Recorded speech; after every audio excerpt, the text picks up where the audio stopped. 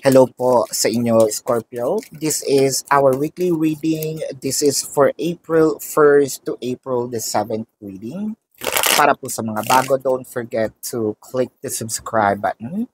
Smash the like button. Comment below kung kayo po yung nakaka-resonate. And hit the notification bell. Kung gusto niyo pong sumali sa ating live sessions, dun po yan sa ating kabilang channel. That is Babaylan TV. No, yan po ang ating unang channel catered for our international audience. So, wag po kayong matakot sa bali, mababait naman po yung mga tao doon. I want you to know that this is a general reading. You may resonate po sa buong reading na ito or baka konti lang. Take what's only yours. No? Scorpio.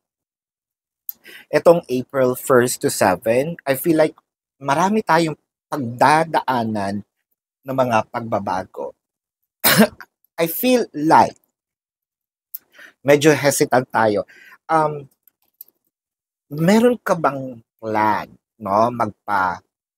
Magsimula na ng diet, mag-exercise na, it felt like you're not happy with the way you look. Gusto mo ng transformation. Gusto mong either, whether this is mag-reduce ng weight, mag-add ng weight, doesn't matter. Baka kung masyado kang feeling mo payat, kailangan mo ng laman, or kung masyado kang feeling mong bulky ka na, kailangan mong um, bawas ng timbang for health purposes, no? Or pwede rin naman kasi for aesthetic, the Empress is in here, no? It's more of aesthetic, yung itsura. To a point wherein magpapagupit, magpapakulay, no? Magpapakukoy, speaking of, malapit na. With the Ten of Swords, sinasabi natin dito, hindi ko masyadong gusto yung nangyayari ngayon, no? Sa akin. I feel like, bakit parang naaalibad-barang ka? I think for a few numbers of you who are nandito for a relationship reading, kasi parang sinasabi mo nawawala ng gana sa inyo yung person ninyo or naaalis yung attention. Kaya you want to have a transformation, you want to reinvent yourself. Feeling mo, no, na meron tayong kaagaw ng attention nila. Whether this is kutob mo lang or meron kang proof na merong third party situation, you feel like, no, kailangan kong lumaban, kailangan kong manalo, no? Kailangan mapa sa akin yung dating akin. Eh, akin naman kasi talaga yan, no? So, we are stressed on how we can do things. Probably meron tayong issue ngayon with money, na parang, paano ko gagawin ito? There are natural ways, no? But I don't also, I'm not against if you go under either aesthetic surgeries, no? Do you, kung anong trip mo, as long as wala kang tatapakan tao at hindi tayo gagawa ng masama, ano? So, kung meron ka namang funds, bakit hindi, no? Pero chances are, medyo nahihirapan tayong humagila nito, no, nung funds na ito. Or we might be asking someone, no, to help us for a transformation. It could be, what, gym instructor, no? When it comes to finances and wealth, meron tayong gustong gawin. Uh, I feel kung meron kang business, gusto mong mag-add or magbago ng niche, ng target market, no?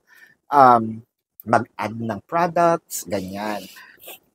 Kung finances din, nag-iisip tayo kung paano kumuha, makahamig ba, no? Makagather ng malaking pera, no? Wealth-wise, I feel like parang kinakailangan nating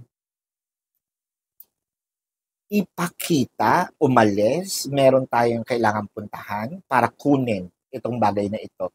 For a few numbers of you, baka dumaan pa tayo sa judicial process, no, with the justice in here.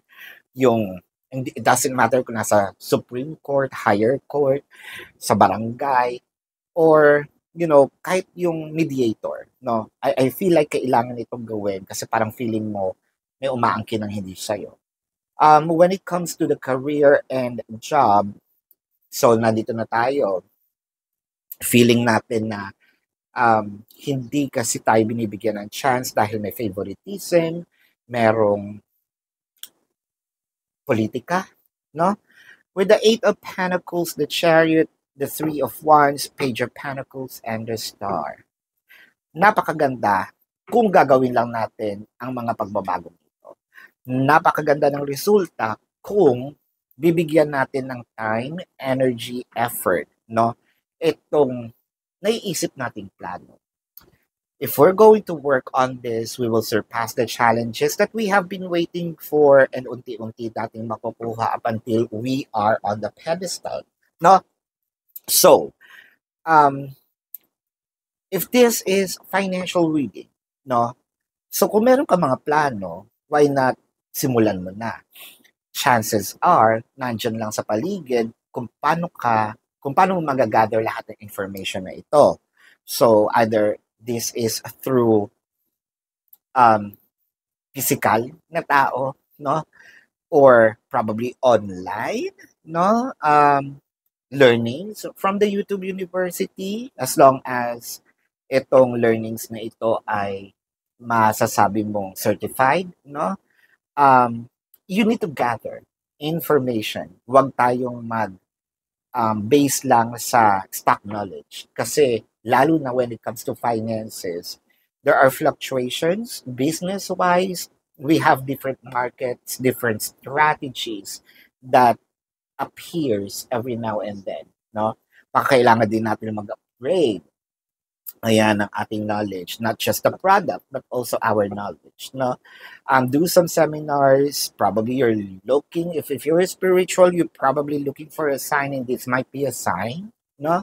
For careers and job, I feel like kinakailangan na natin mag-take ng action, whether the action that you are planning is, mangibang bansa lang. Kasi I'm seeing here, chances are, mag-driver sa ibang bansa or mag-seaman, or maging entertainer. I feel like you are leading into that path. Kaya siguro tayo nagpe-prepare, no? Aesthetically. Now, when it comes to relationship, I feel like you just have to work on something for you to get out of this situation. I feel like you have been waiting for something, which is mai-focus sa'yo, no? Itong attention uli ni person. And I feel like it is going to happen with the star in here. Ang sabihin natin, you're gonna be placed in a pedestal. But it is not going to happen ng basta lang, no?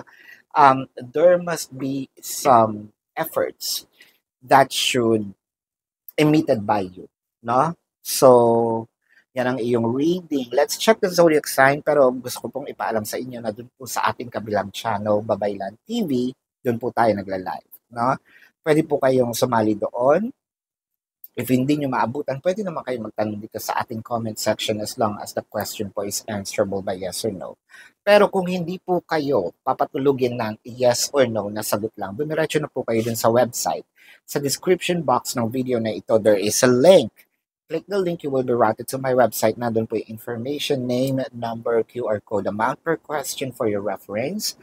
And take advantage of the 4 questions plus 1 dahil nandun po yung discounted na yun, no? And if you want to book a private reading, nandun na rin siya. Okay? Or sumali kayo dun sa ating Facebook, no? Kasi April 1st, i-announce ko na kung sino yung winner ng free personal reading, no? That's actually free of charge. So, ilang araw na lang. So, let's check the zodiac sign of your person. This can be their sun sign or a placement in their chart. Aquarius, Taurus, Leo, Cancer, Virgo, Libra, no? Scorpio, Sagittarius, Cancer. Ayan. So, and Capricorn. Ayan. So, this is your reading. Love and light to you. Namaste. See you po sa susunod na readings. Goodbye.